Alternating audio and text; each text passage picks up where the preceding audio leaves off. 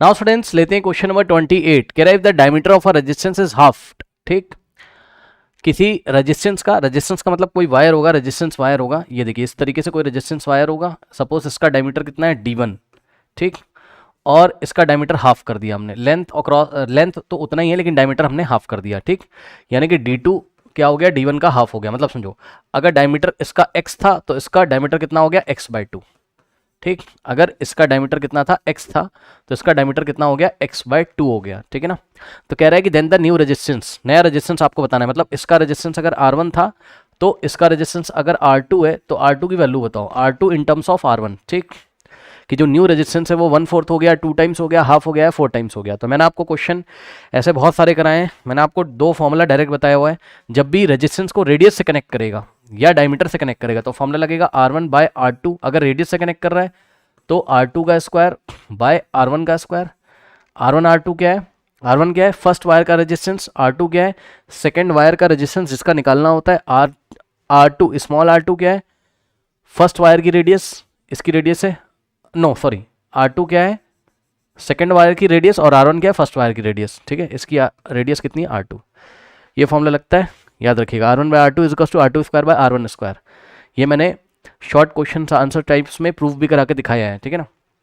इसी तरीके से अगर आपको कभी भी डायमीटर से कनेक्ट कर रहा होगा तो R1/R2 डायरेक्टली लगा देंगे formula, D2 square by D1 square, ठीक है स्टूडेंट्स, डायरेक्ट लगा देंगे, डायमीटर नंबर 2 का स्क्वायर अपॉन डायमीटर नंबर 1 का square, R1/R2 is equal to D2 square by D1 square, ठीक, ये वाला कॉन्सेप्ट यहाँ हम यूज़ करेंगे क्योंकि डायमीटर की बात करी हुई है। चलिए यूज़ करते हैं। सो R1/R2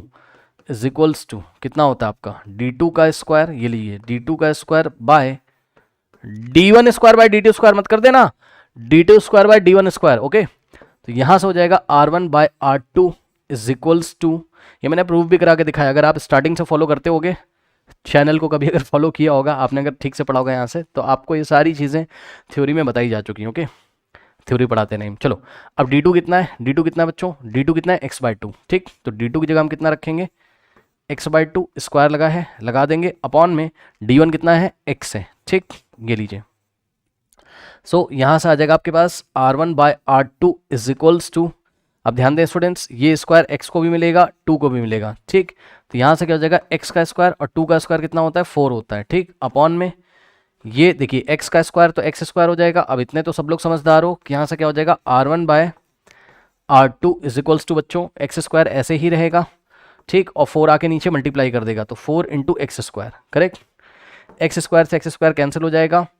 तो यहाँ से R1/R2 इज इक्वल्स टू कितना हो जाएगा, ऊपर बचेगा 1 और नीचे बचेगा 4। अब क्रॉस मल्टीप्लिकेशन करा दो, R2 इंटू 1 तो R2 हो जाएगा 4 इंटू R1, 4R1, यानी कि 4R1 is equals to R2, या आप बोल सकते हो R2 is equals to 4 times R1, यानी कि बच्चों जो न्यू रेजिस्टेंस है R2, नए वायर का जो रेजिस्टेंस है डायमीटर हाफ करने के बाद वो प्रीवियस वाले का 4 टाइम्स हो गया है, ठीक है ना। तो new resistance becomes 4 times of the previous one, correct. So क्या ऑप्शन दिया बच्चों, yes option A is the correct option, 4 times, note कर लीजिए।